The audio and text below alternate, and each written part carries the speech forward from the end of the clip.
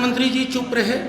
अक्सर पिछड़ों और दलितों के सबलीकरण के मसले पर प्रधानमंत्री जी आरएसएस के चंगुल से मुक्त नहीं हो पाते हैं। मंडल कमीशन की जब रिपोर्ट आई तो मंडल कमीशन की रिपोर्ट के पीछे आधार था 1931 की जनगणना। 52% आरक्षण की बात 52% की आबादी थी।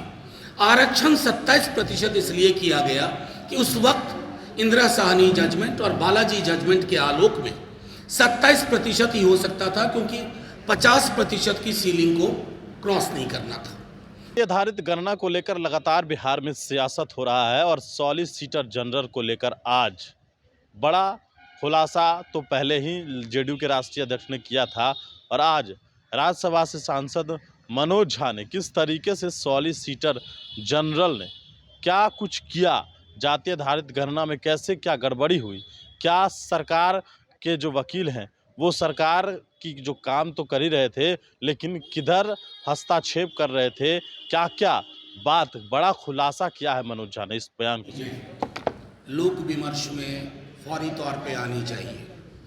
आज जो बातें आपके समक्ष रख रहा हूँ उसमें गुनहगार कोई छोटे मोटे व्यक्ति नहीं है, छोटी मोटी संस्था नहीं है।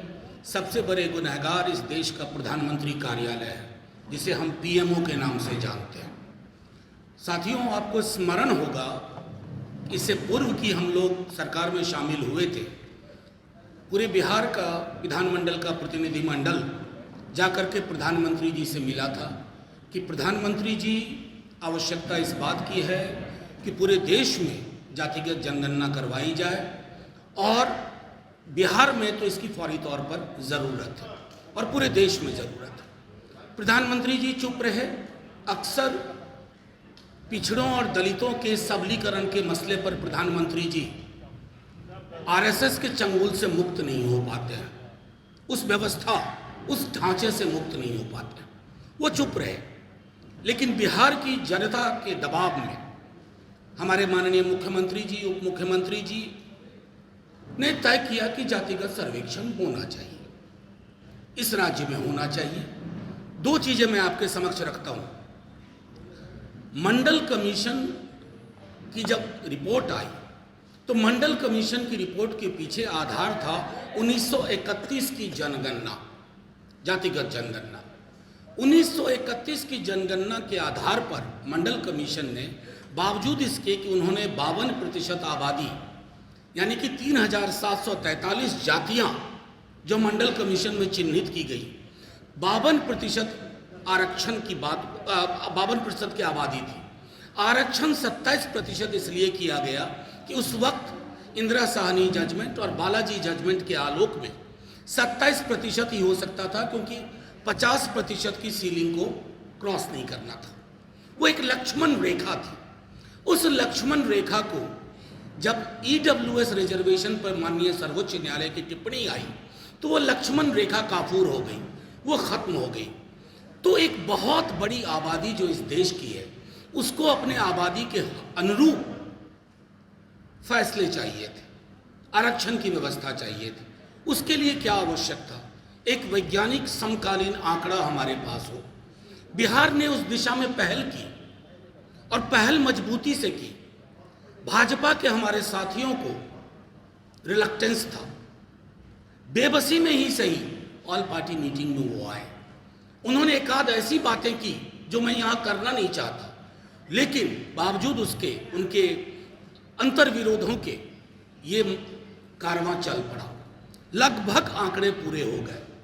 अब मैं आपको इसमें प्रधानमंत्री कार्यालय की भूमिका बताता हूँ। एक इंडिविजुअल पिटिशनर जाता है, एक संस्था जाती है जिसको कहते हैं हम youth for equality. Youth for equality is actually youth for inequality. समता मूलक समाज की अवधारणा से ये मीलों दूर हैं। आप इनके बारे में थोड़ा गूगल करेंगे तो पता चल जाएगा कि आरक्षण को लेकर के कितनी अशोभनीय टिप्पणियां करती है। अब वो संस्था जब जाती है सुप्रीम कोर्ट, पहले तो हाई कोर्ट में जब वेकेशन से पहले एक इंटरिम सा स्टे था, मिठाइयां बांटी गई भाजपा कार्यालय में। ये मिठाइयां किसके आंसुओं पर आप बंटवा रहे थे। पिछड़े वर्ग, अत्यंत पिछड़े वर्ग। आप एक तरफ तो बाबा साहब भीमराव अम्बेडकर पर माला चढ़ाते हैं और उनकी बात को आत्मसात नहीं करना चाहते हैं, उनकी बातें आपको चुभती हैं। तो मिठाइयाँ आपने बांटी, चलिए हमने कलेजे पे पत्थर रख लिया। फिर हाईकोर्ट ने वो जो इंतरिम था उसको हटा करके पूरी कार्रवाई पूरी हो गई। अब एक व्यक्ति सुप्रीम कोर्ट जाता है, उसके साथ यूथ फॉर इक्वालिटी खड़ी होती है। और यकीन मानिए उस दिन बहुत बड़ा झटका लगा जब मुकुल रोहतगी इसमें पैरवी करने पहुंच गए। मुकुल रोहतगी कौन है? इस देश के लीगल लुमिनरी होने के अलावा इस सरकार में, क्योंकि लीगल कामकाज को देख रहे थे, कभी इस भूमिका में कभी उस भूमिका में, उनको किसने खड़ा किया? क्या इसके लिए रॉकेट साइंस के ज्ञान की जरूरत है? क्या यह हमें स्पष्ट नहीं है कि येन केन प्रकारेण प्रधानमंत्री कार्यालय चाह रहा था कि चादर के पीछे पहले मुकुल रोहतगी को खड़ा करो, फिर वो उनकी बात नहीं मानी गई। कौन आया पता है आपको? Solicitor general Tushar Mehta. Solicitor general का मंतव्य और वक्तव्य सरकार का मंतव्य और वक्तव्य होता है। अगर सॉलिसिटर जनरल कोर्ट में आकर के एफिडेविट देने की बात करते हैं और इसके वैधानिक पहलुओं पर बात करने की कोशिश करते हैं, तो कौन कर रहा है? प्रधानमंत्री नरेंद्र मोदी और अमित शाह जी। आप दोनों प्रधानमंत्री कार्यालय से ये फैसले करवा रहे हैं कि solicitor general Tushar Mehta court में खड़े हों और जन आकांक्षाओं की ये जो बड़ी लंबी लकीर खींची जा रही है बिहार में, उसको कुंद करें। आप ये समझ नहीं पा रहे हैं, आप आग से खेल रहे हैं, आप आग से खेल रहे हैं। ये समाज शांतिपूर्ण तरीके से अपना अधिकार चाहता है। ये सिर्फ ओबीसी की बात नहीं है, कई मिथक टूटेंगे इससे। अन्य जातियां भी सामाजिक आर्थिक रूप में कहां खड़ी हैं, उससे हमारी सरकार को फैसला लेने में मदद होगी। सरकार का काम सिर्फ झुनझुना बजाना नहीं होता है, सरकार का काम सिर्फ नाम बदलना नहीं होता है।